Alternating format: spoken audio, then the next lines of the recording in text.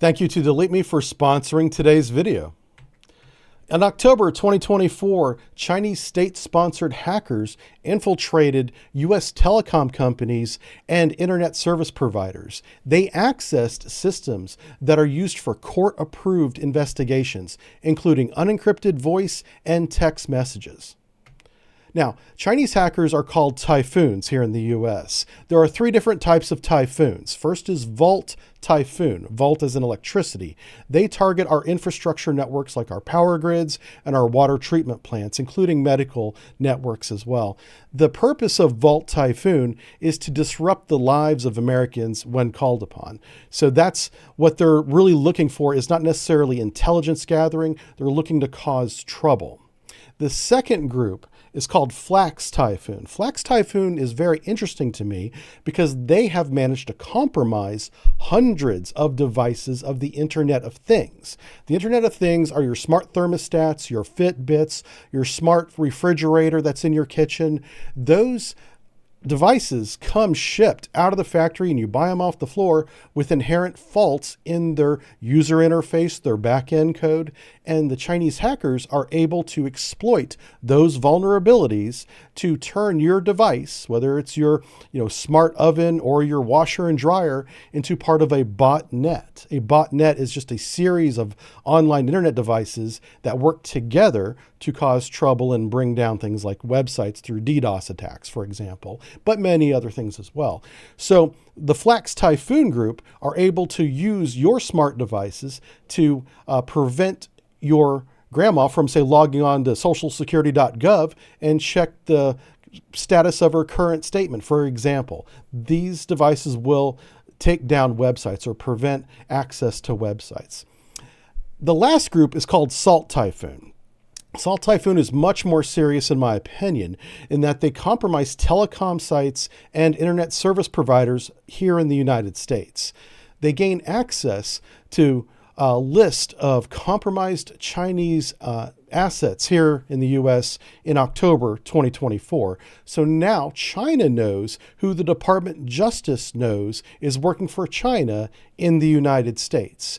The Flax Typhoon attack using a bot network against websites happened as recently as September. These attacks are ongoing and have a pattern of continuing. They're not being stopped by anything that the United States is able to do. So what to do? Well, the United States has set up a cyber unified group, and their point is to coordinate policy and strategy to defeat and stop these types of intrusions. But this is the fourth time this has happened, and we've had to stand this group up since 2016. And these attacks keep happening. So that's why you need to do your part to protect your personally identifiable information by using today's sponsor, Delete Me. Your personal information is on the internet. Data brokers are people who scrape the internet collecting your personal identifiable information like your phone number and your address. These brokers collect all this data with you and thousands of other people into what they call packages. They then sell these packages to businesses and websites that use that information to contact you and sell you things. Delete Me research has shown that the volume of personal data available has tripled from 2019 to 2023. The average person has over 500 pieces of data available to them now on the internet for as low as $5 per profile. So that's why you need Delete Me. Delete Me is a hands-free service that removes your personal identifiable information from websites year-round. I've used Delete Me for over a year now, and I've watched the progress they made as I get these personalized reports showing my information removal. Now, when you use my link, joindeleteme.com/subbrief20, you'll get a personalized report in about 7 days. You'll be shocked at how much of your information is for sale online. Protect yourself, remove your personal information from the web by joining Delete Me. Go to joindeleteme.com/subbrief20, or just click the link in the description. Secretary of Defense Austin contacted his counterpart in China today and about these ongoing cyber attacks, among other things. And he was declined. Yeah, China said, no thanks, don't need to talk about nothing. Don't know what's going on over there. Everything's fine here. Thanks for asking. But part of the reason we know that they declined to have a peer-to-peer meeting from our Secretary of Defense and their equivalent is the sale of TPS 77 and 78 radars to Taiwan, among other things. This is the TPS radar system. It is a phased array antenna that uses stacked beam technology with a digital beamformer. So it's really the best technology in the radar world right now. And this radar specializes in detecting and tracking long-range moving targets in a cluttered environment. Now that clutter could be bad weather and rain, or it could be chaff and jamming. These radars can see through that and still track objects as far as 240 nautical miles away. And this is China's response above my head to the announcement of the sale of weapons and this radar system to Taiwan. So here's a breakdown of some of its capability to help you understand why China is very upset about this radar sale.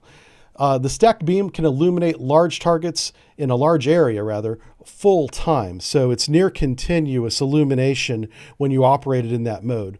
Also, the redundancy in the hardware that makes the system work means that it can operate at full capability even when some of the modules are not working or are damaged. So if they lose a power supply, there's a redundant power supply. There are also redundant air fans, keeping all the equipment cool and working in a contested environment. There's also automatic fault detection going on continuously in each module. So when one module fails, the other modules pick up as if it's not even a problem. And it can operate in excess of 2,000 hours without maintenance. So this is a set it and forget it long-range radar that does require 4 to 5 people as a crew to operate. But it is mobile. So the TPS 78 is really hard to target because, for one, the side lobes of the radar beam are very small. So anti-radiation missiles and systems will not see the side lobe. They will only see the radar beam itself, and that's only if it's pointed at the receiver. So as soon as they move the beam off of the target or off of an incoming radar homing missile, they'll lose track. It won't know where the radar beam is because the side lobes, the extra transmissions, if you will, are not very detectable at all. Also, this transmitter array has no active radiating elements in the array. Yeah, it's a cool array. So it has no IR signature to speak of, and it's mobile. So if you can't home a weapon in on its radar signature and it doesn't have an IR signature to home in on, and you shoot a GPS coordinated weapon that's going to go to a point and impact, but it can move out of the way, somebody can get in the truck, start the engine up and drive a couple thousand yards up the road, it's very hard to target this radar because of all those three factors working together. Long operation time, great capability. It's mobile. It's hard to detect in terms of electromagnetic emissions, and it has almost no IR signature.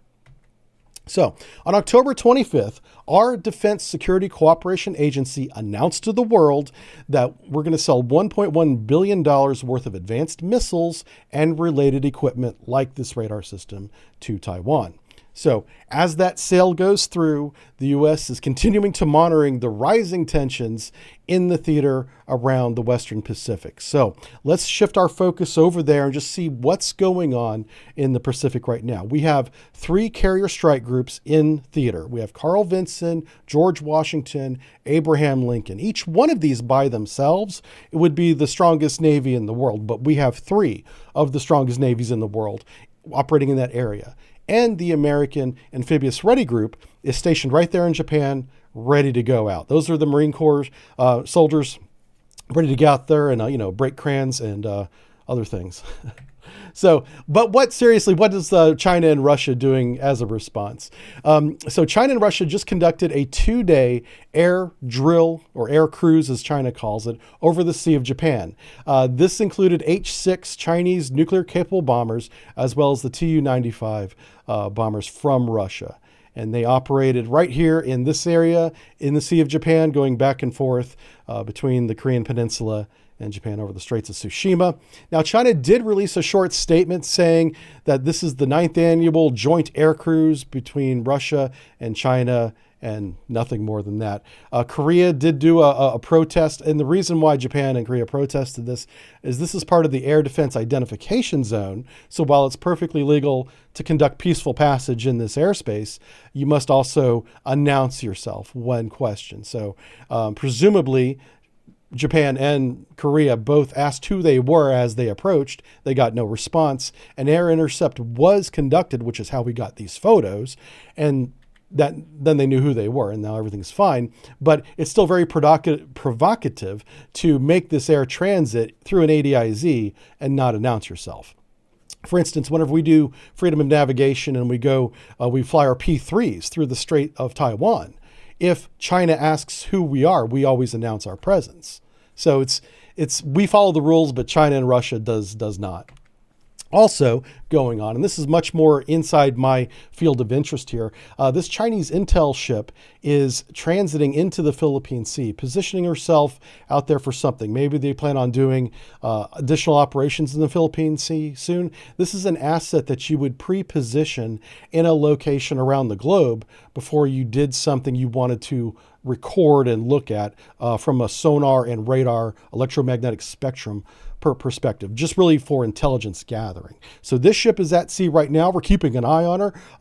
She's not moving out of the Philippine Sea, so we'll see what they have in store in that region of the world. It could be related to this. This is the Russian Kilo-class submarine UFA, who has been transiting from the South Pacific up to Vladivostok over the past month now. This is a conventionally powered submarine. It is one of the quietest submarines in the Russian fleet, but we have no problem detecting and tracking her. And I think that really says a lot about the current state of the Russian Navy. I remember when I was in, anytime we had to go against a Kilo, that was a real problem because they're very quiet.